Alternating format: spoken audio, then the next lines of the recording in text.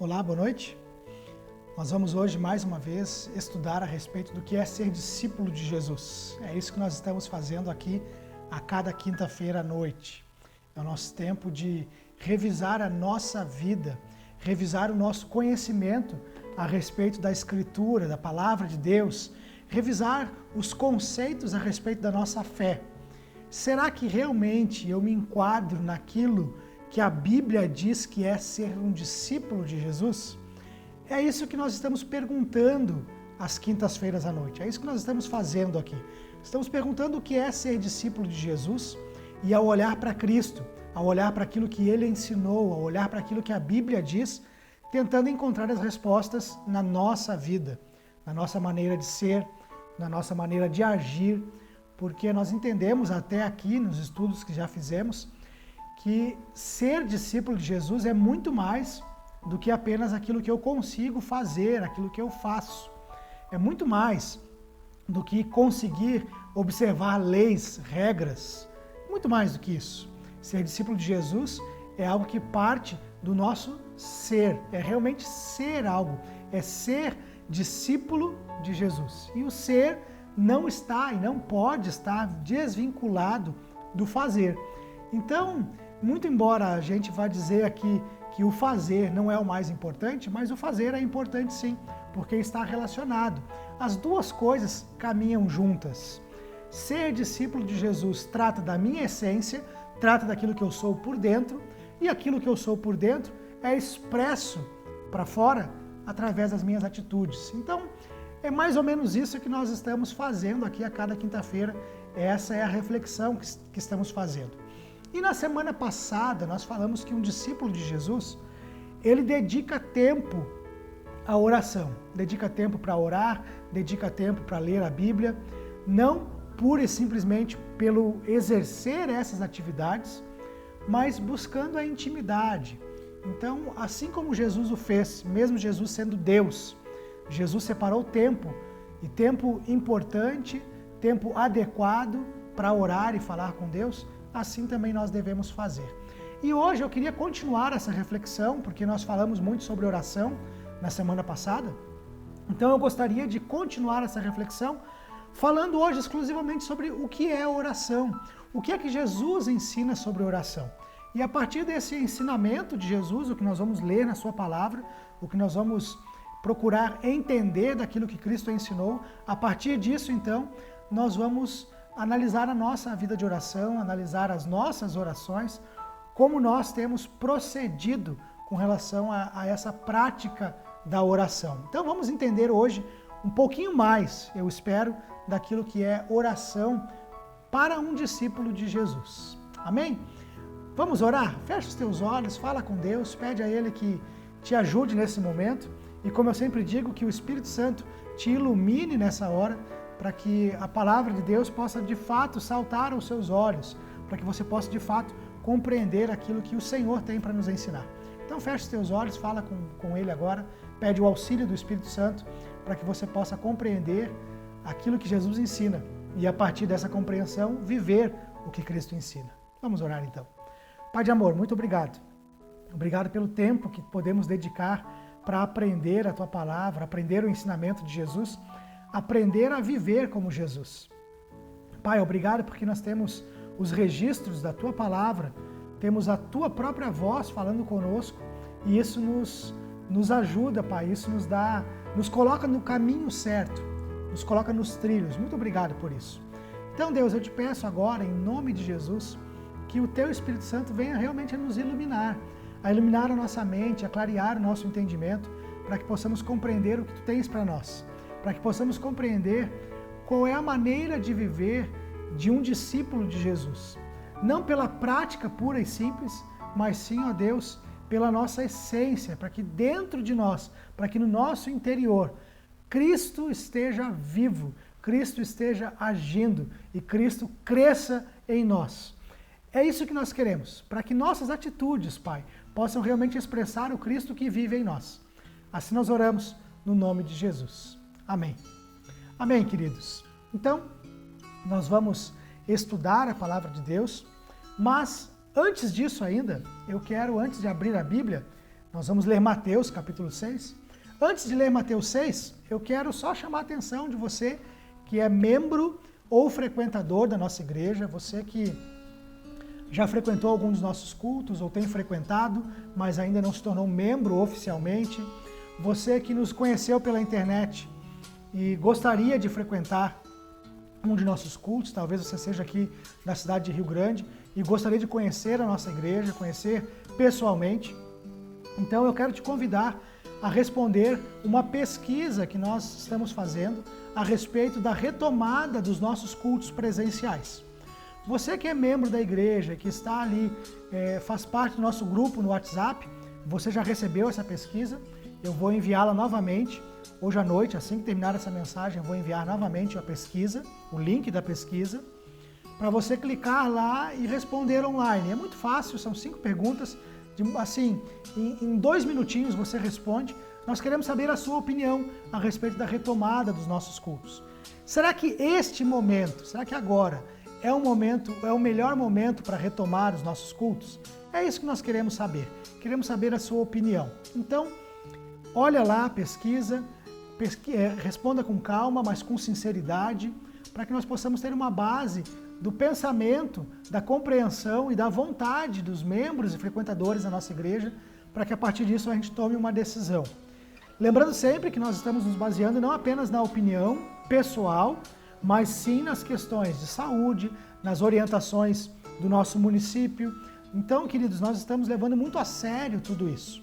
Então, ore por mim como pastor, pela diretoria da igreja, para que nós possamos tomar a melhor decisão. Mas a sua opinião vai nos ajudar, vai nos auxiliar. Então, por isso, responda lá. Se você não está no grupo e quer receber a pesquisa, vai no nosso Facebook, facebook.com/Batista Rio Grande. Aí você acha a nossa igreja, lá tem um link, um botãozinho, WhatsApp. Clica ali que vem direto para mim. Você manda um WhatsApp direto para mim e aí eu te envio. Diz, pastor, olha, eu quero a pesquisa. E eu envio para você, ok? Então, muito obrigado pela sua disposição em nos ajudar e vamos orar para que realmente Deus nos dê a resposta certa, o melhor caminho para que nós possamos continuar servindo e cultuando a Deus.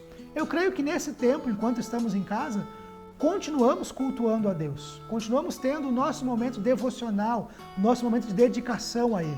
Mas nos faz falta, claro, nos faz falta o estar juntos com os irmãos. O que queremos saber é se esse é o melhor momento para estarmos juntos. Então, a sua opinião é importante e vai nos ajudar a tomar a decisão. Então, responde lá essa pesquisa para que a gente possa ter subsídios, ter recursos na tomada de decisão, ok? Muito obrigado. Então, espero que você responda lá. Assim que terminar aqui essa mensagem, eu vou colocar no WhatsApp novamente o link da pesquisa, certo? Muito obrigado. Mas vamos então voltar aqui para o nosso estudo. Nós vamos para Mateus capítulo 6 e nós vamos falar aqui então sobre oração. O que é oração? E é óbvio que quando eu falei em Mateus capítulo 6 ou quando eu falei em oração, você tenha sido remetido à oração do Pai Nosso, que é o texto mais clássico, vamos dizer assim, de Jesus ensinando a orar, de Jesus falando sobre oração. Como eu disse semana passada, Jesus diversas vezes ele se retira para orar. Jesus tinha uma prática de vida de oração. A Bíblia registra isso. Então eu comentei sobre isso semana passada, da importância que Cristo dava a respeito da oração. Mas aqui, logo no início do ministério de Jesus, no que é conhecido como Sermão do Monte, Jesus dedica um momento dessas palavras importantes que ele está transmitindo no início do seu ministério, ele dedica a falar sobre oração. E interessante, queridos, que quando a gente vai estudar o que é oração do ponto de vista de Jesus, normalmente nós abrimos em Mateus capítulo 6 e vamos para o versículo 9, que é onde Jesus diz assim, portanto, orem assim. E aí ele ensina a oração do Pai Nosso. Nós sabemos que a maneira adequada de estudar a Bíblia é nós não estudarmos versículos isolados, fora do seu contexto. Precisamos analisar o texto dentro de um contexto mais amplo. Mas, frequentemente, quando vamos estudar sobre oração, nós fazemos isso. Nós isolamos, nós vamos apenas para o verso 9. Porém, entendendo aqui o contexto de tudo que Jesus está ensinando nesse Sermão do Monte, eu creio que é importantíssimo nós levarmos em consideração que a oração está inserida em todo esse contexto. A oração faz parte de um contexto em que Jesus vem ensinando. Por exemplo, se você olhar aí para o capítulo 5, né, onde começa o Sermão do Monte, ele fala sobre o que nós devemos ser ou o que nós já somos, luz do mundo e sal da terra. Ele fala a respeito do nosso procedimento, a respeito do ódio, a respeito do adultério, do divórcio, dos juramentos em vão, da vingança, amor aos inimigos, tudo isso no capítulo 5. E aqui no capítulo 6, essa divisão ela é para nos facilitar, mas não havia divisão, né? Isso aqui é quase que um discurso de Jesus, é uma coisa contínua. Então não há divisões, todos esses assuntos estão linkados, estão presos um no outro. Não dá para você estudar um e esquecer o que Jesus está falando sobre os outros assuntos. E no contexto mais imediato da oração do Pai Nosso, o que é que nós encontramos? Encontramos aqui no capítulo 6, já a partir do verso 1, então, Jesus falando sobre o cumprimento dos deveres religiosos. Então eu vou ler aqui rapidamente, a partir do verso 1, antes de nós entrarmos propriamente dito na oração do Pai Nosso, para que a gente tenha um contexto, para que a gente entenda o que é que Cristo está ensinando de fato a respeito da oração. Então, Mateus 6, a partir do verso 1, diz assim: tenham cuidado de não praticarem os seus deveres religiosos em público, a fim de serem vistos pelos outros. Se vocês agirem assim, não receberão nenhuma recompensa do Pai de vocês que está nos céus. Quando você der alguma coisa a uma pessoa necessitada, não fique contando o que você fez, como os hipócritas fazem nas sinagogas e nas ruas. Eles fazem isso para serem elogiados pelos outros. Eu afirmo a vocês que isso é verdade. Eles já receberam a sua recompensa. Mas você, quando ajudar alguma pessoa necessitada, faça isso de tal modo que nem mesmo seu amigo mais íntimo fique sabendo do que você fez.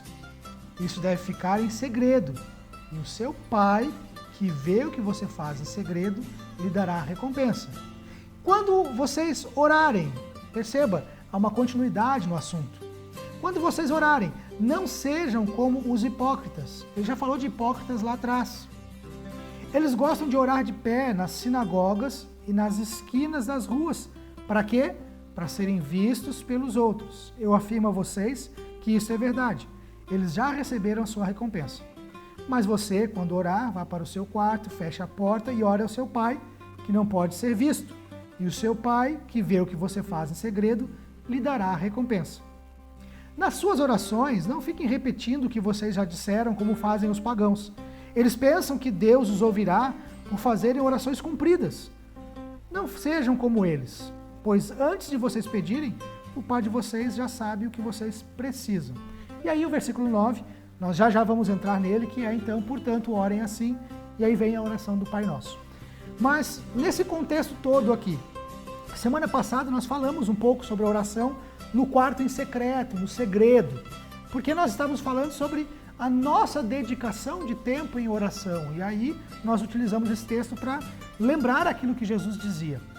Então, precisamos ter esse momento particular, íntimo, momento onde nós não estamos sendo vistos pelas pessoas, mas vistos por Deus. Assim como o exemplo que eu dei, assim como Moisés na tenda do encontro, Deus desce para nos ver em secreto. É esse conceito, essa compreensão. Agora, para entender a oração do Pai Nosso, esse contexto é importante. Por quê? Porque Jesus está falando dos deveres religiosos. Ele antes está falando daquilo que deve ser evitado, da vingança, nos ensina a respeito de amar os inimigos, de não odiar, de não fazer juramentos em vão. Tudo isso deve ser evitado. Agora ele está dizendo, olha, existem deveres religiosos que vocês observam.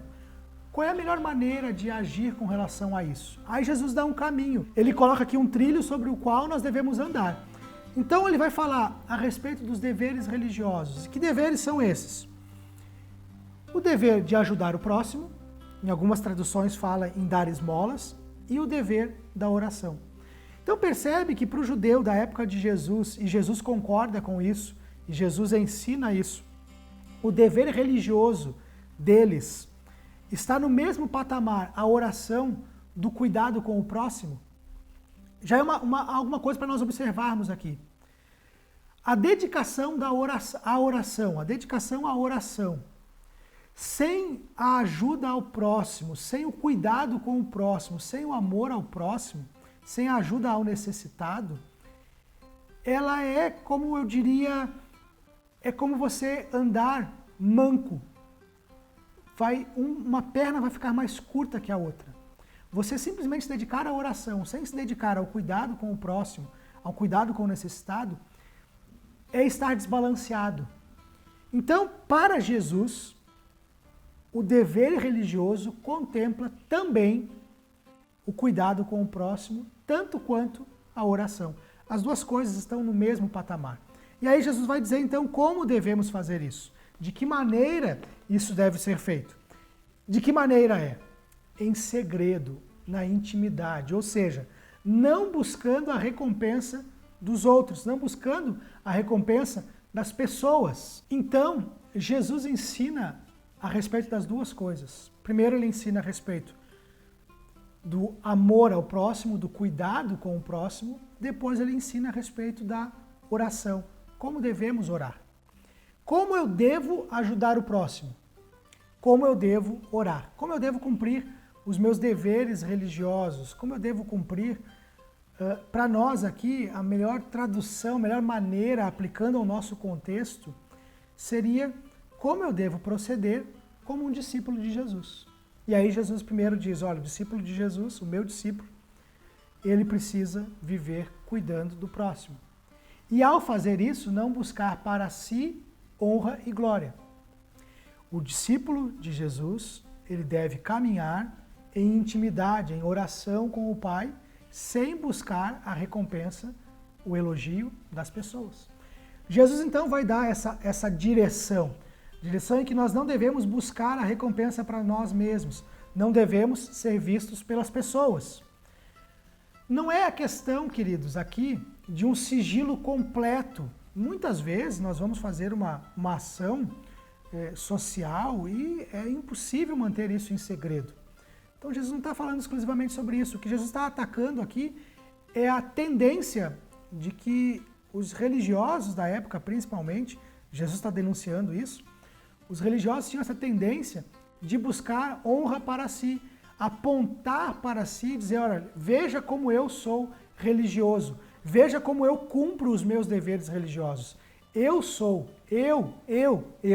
Então Jesus está dizendo aqui o seguinte, que o dever religioso ele deve ser cumprido não com o eu no centro, mas nós precisamos entender que Deus está vendo. Deus deve estar no centro. O cuidado com o próximo é mais importante do que o elogio que eu vou receber. Tanto para o ajudar o próximo, quanto na oração. O mais importante não é o eu. Então Jesus já está introduzindo aqui o que ele vai ensinar na oração do Pai Nosso.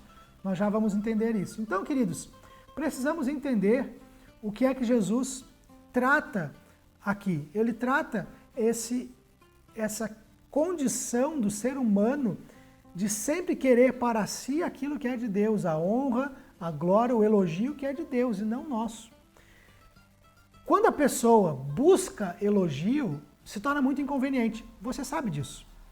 É ou não é verdade quando nós nos relacionamos com pessoas que estão sempre querendo apontar para si, querendo sempre apontar para os seus próprios feitos, para a sua própria bondade, para as suas próprias qualidades, e ela fica tentando mostrar isso, se torna algo tão inconveniente, tão chato de conviver. Jesus está mostrando isso, olha, se nem nós suportamos isso, quem dirá Deus? Né? Quem dirá Deus vai suportar pessoas que vivem dessa maneira? Jesus está apontando aqui que toda honra, toda glória, todo elogio pertence a Deus, não a nós. Então ele está dizendo, olha, cumprir os deveres religiosos devem ser feitos dessa maneira. O cuidado com o próximo deve ser feito assim e a oração deve ser feita desse jeito. E aí, na semana passada nós já vimos, Jesus fala, vá ao quarto em secreto, lá Deus vai te ver, Deus vai enxergar você. Agora, o que dizer na oração? E é isso que nós vamos ver hoje aqui. Jesus sabia que para muitos surgia a dúvida de como se expressar na oração, o que dizer na oração. Ele diz aqui que não é para você ficar repetindo sempre as mesmas coisas. Bom, então se não é para ficar repetindo sempre as mesmas coisas, porque Deus já sabe do que eu preciso, o que é que eu devo dizer então? E aí Jesus dá um guia. Como eu disse antes, são trilhos que Jesus nos coloca em cima para que a gente ande sobre eles. A oração do Pai Nosso é isso. Então a oração do Pai Nosso não deve ser jamais uma oração a ser repetida sem consciência, repetida pela pura e simples repetição. Então Jesus deu aqui para a gente um guia. Vamos entender um pouquinho da oração do Pai Nosso, então, versículo 9 de Mateus, capítulo 6. Diz assim: portanto, orem assim: Pai Nosso que estás nos céus, que todos reconheçam que o teu nome é santo, ou santificado seja o teu nome. Venha o teu reino, que a tua vontade seja feita aqui na terra, como é feita no céu. Dá-nos hoje o alimento que precisamos, ou o pão nosso de cada dia nos dai hoje. Perdoa as nossas ofensas ou nossas dívidas, como também nós perdoamos as pessoas que nos ofenderam. E não nos deixes que sejamos tentados, ou não nos deixes cair em tentação, mas livra-nos do mal, pois teu é o reino, o poder e a glória para sempre. Amém. E aí ele explica, né? Depois de ensinar isso, ele explica, porque se vocês perdoarem as pessoas que ofenderam vocês, o Pai de vocês, que está nos céus, também perdoará a vocês. Mas se não perdoarem essas pessoas, o Pai de vocês também não perdoará as ofensas de vocês. Então, queridos, é uma explicação a respeito do perdão, e sobre o perdão nós falamos lá no primeiro estudo sobre o que é ser discípulo de Jesus, no exemplo vivo que Jesus dá ao lavar os pés dos discípulos. Vamos lá, oração então do Pai Nosso. Como orar? O que dizer na minha intimidade com Deus?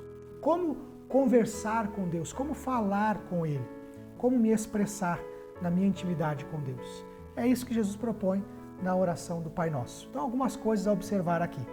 Bom, Jesus já disse então que a oração não é para eu ficar me exibindo, eu apontando para mim, eu não buscar o elogio das pessoas.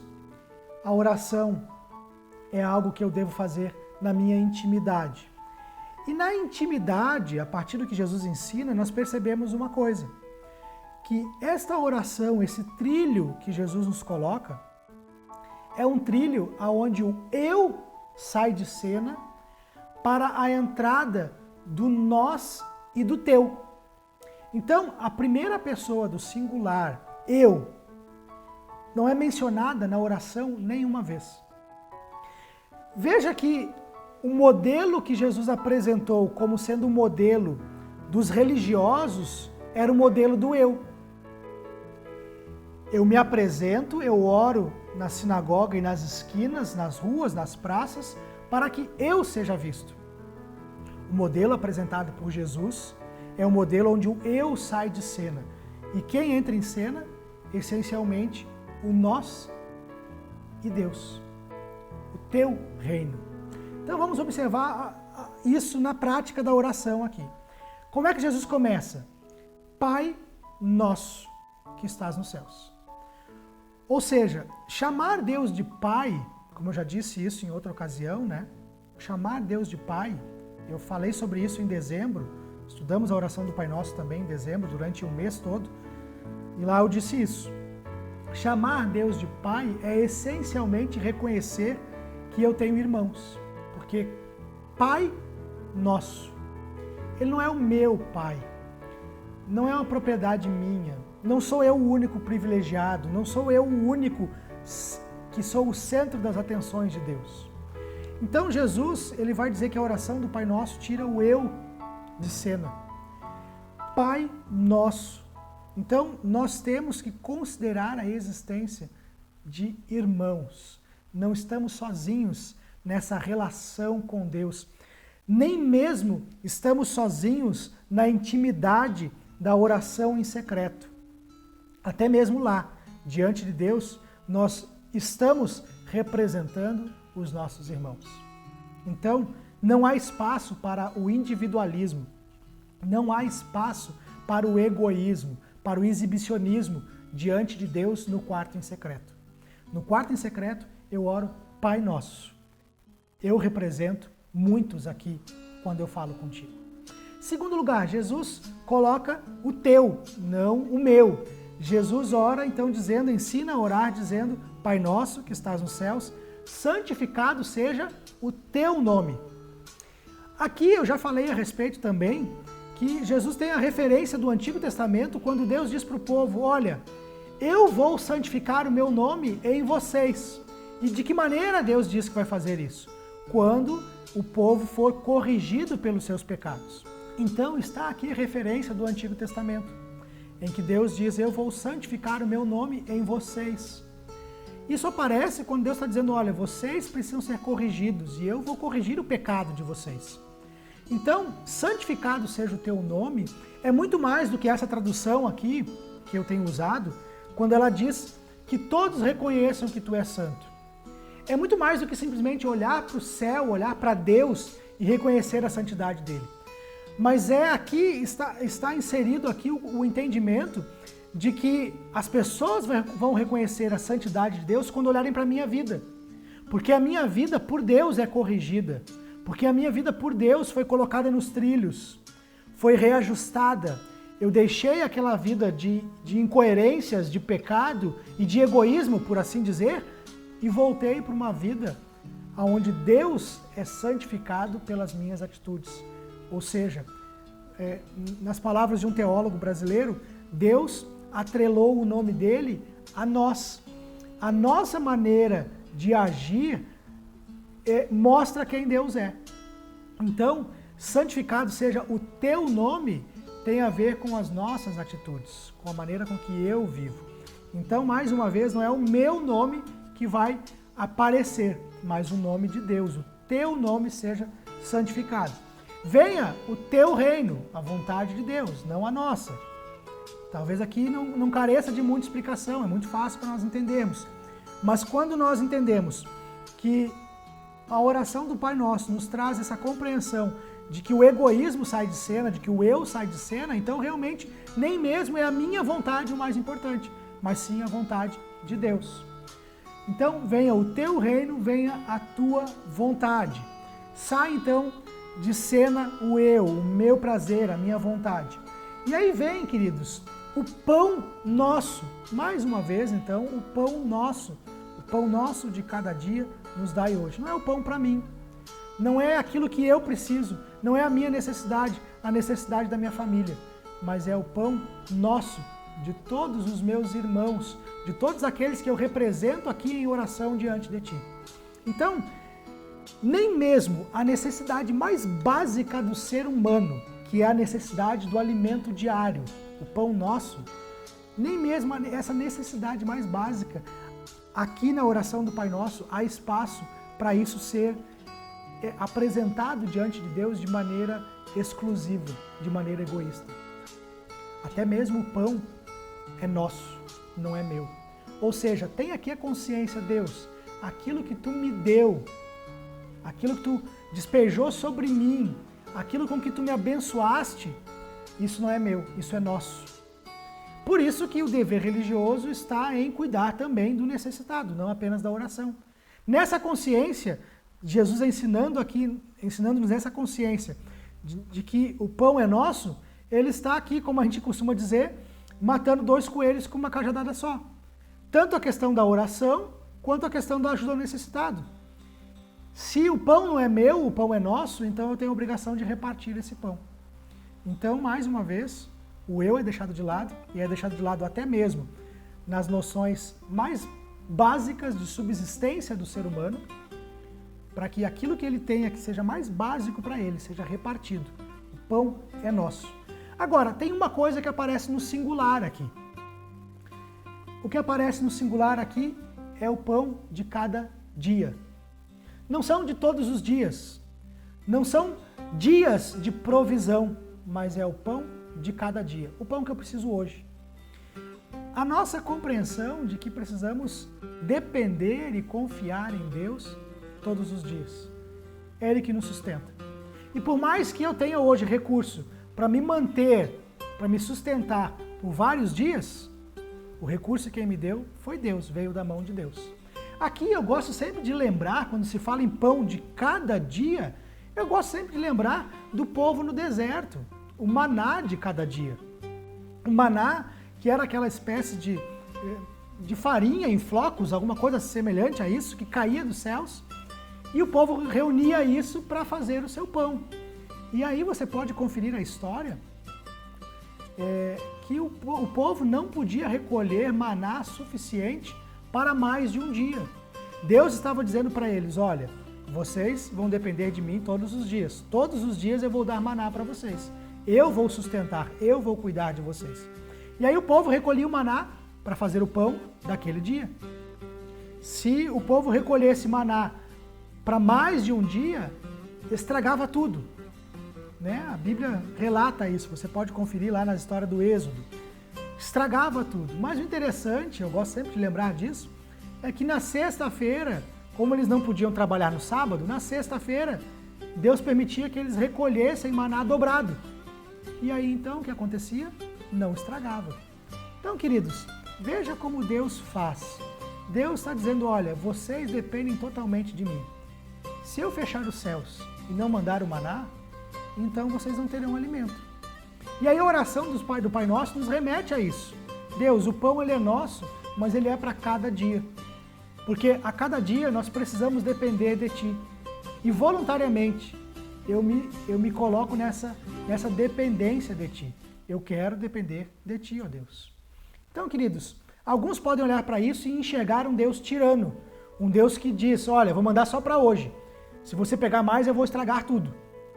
Mas se você olhar com a lente correta, você vai ver um Deus extremamente amoroso, que não deixa faltar nada em nenhum dos dias da nossa existência. Nós precisamos apenas confiar.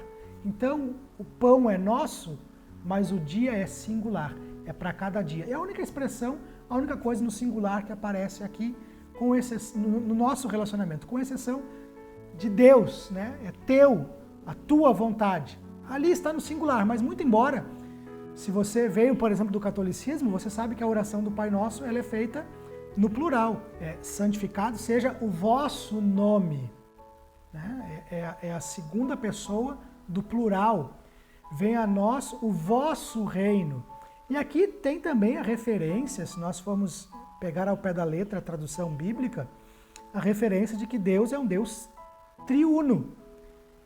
Ele é formado por 3 pessoas. Então, nesse contexto, realmente a única palavra no singular aqui é o dia, é para cada dia.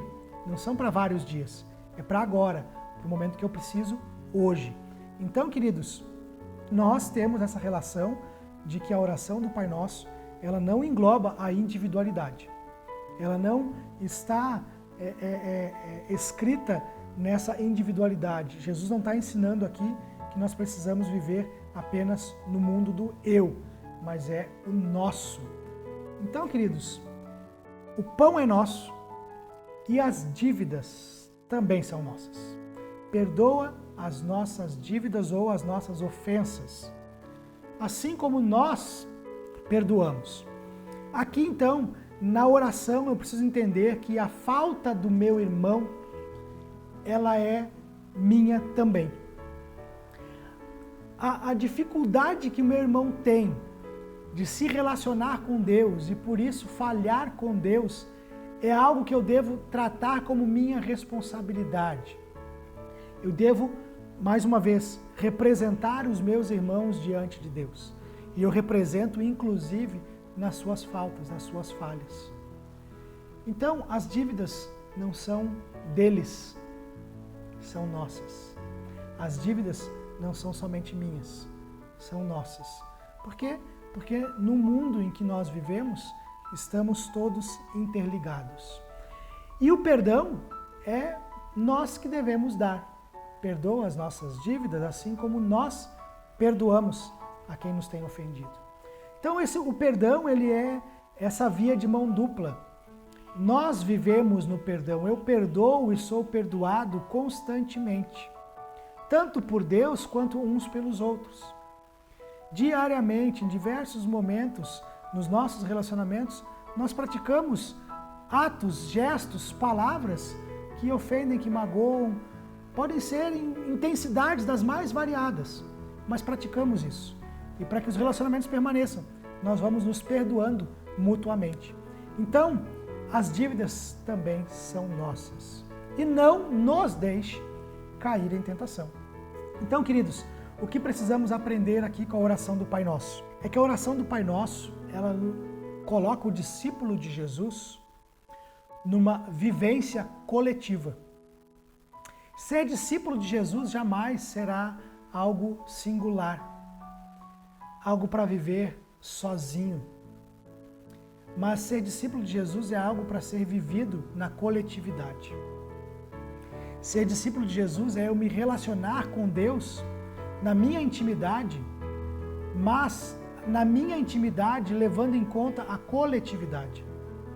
Eu não estou sozinho. Eu não represento apenas a mim mesmo quando eu estou diante de Deus, quando eu busco a Deus, quando eu me relaciono com Ele. Foi assim que Jesus viveu. Jesus em momento nenhum viveu na individualidade. Muito embora ele tivesse os seus momentos individuais, se retirava sozinho para orar, Jesus se reconhecia como um indivíduo, como uma pessoa, e que, como tal, tinha as suas próprias necessidades, mas Jesus partilhava das necessidades dos outros. Então, ser discípulo de Jesus é ir ao quarto em secreto, ir sozinho diante de Deus, em segredo, como Jesus ensina, ou seja, sozinho, mas nunca se sentir sozinho. Sempre se sentir representando outros, representando irmãos. Nunca o eu no pedestal, nunca o eu em primeiro plano, mas sim em primeiro lugar Deus, porque é o nome dele que precisa ser santificado, e depois o próximo, os meus irmãos. A oração do Pai Nosso não apresenta em nenhum momento o eu em primeiro lugar. Então precisamos aprender isso. Agora, em que outra ocasião Jesus ensina sobre oração e aí sim aparece o eu? Você deve lembrar da parábola que Jesus conta, em que duas pessoas se aproximam de Deus, vão à sinagoga e querem falar. Um toma um lugar de honra e agradece a Deus por não ser pecador como o outro. E o outro, o pecador, ora dizendo, batendo no peito, Deus, me perdoa, porque eu sou pecador. Me perdoa pelas minhas falhas, eu não sou digno. Aqui Jesus dá um exemplo onde o eu entra em cena na oração. E o eu só é aceito na oração quando é para dizer, eu sou pecador. Eu estou em dívida contigo. Eu careço do perdão. Eu sou miserável. Careço do perdão. Então, queridos, por esse contexto mais amplo, o que a gente entende é que a oração, ela não tem lugar para o eu, a menos que seja para o eu reconhecer que é pecador. É o único momento. A oração modelo de Jesus não traz o eu no centro.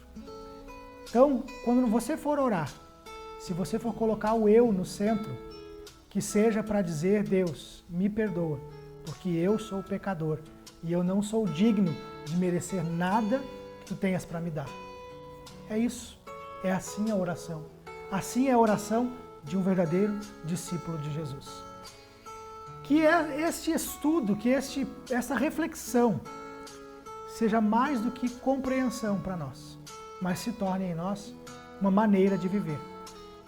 Porque se nós compreendermos o que Jesus está ensinando a respeito das práticas religiosas, cuidar do próximo e oração, são algo que estão relacionados à vida. Porque Deus, Ele vê a nossa vida. Então, oração é mais do que um momento onde eu me retiro para falar com Deus. Se a oração é algo que Deus vê, Deus não vê exclusivamente o momento em que eu vou para o meu quarto em secreto. Deus não vê apenas quando estou dando esmola. Deus vê a vida toda. Então, o que Jesus apresenta aqui, muito mais do que palavras a dizer em um momento específico de oração, o que Jesus apresenta é uma oração que deve ser vista a vida inteira. Isso aqui é um estilo de vida, o estilo onde o eu sai de cena e entra em cena o nós e o teu reino e a tua vontade. Que assim nós possamos aprender com Jesus, que o Espírito Santo modele essa mensagem em nós, para que nós possamos ter o nosso coração receptivo para viver todos os dias aquilo que Ele ensina. Que Deus te abençoe, que você seja cheio de Deus na tua vida e que você caminhe como um verdadeiro discípulo de Jesus. Porque ao caminhar assim, todos verão quem é o nosso Deus e o nome dele será santificado. Deus te abençoe, uma ótima noite e até domingo.